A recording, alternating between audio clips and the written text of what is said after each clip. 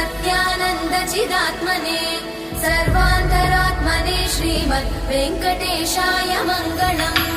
स्वतः सर्वविदे सर्वशक्तये सर्वशेषिने सुलभाय सुशीलाय वेङ्कटेशाय मङ्गलम्।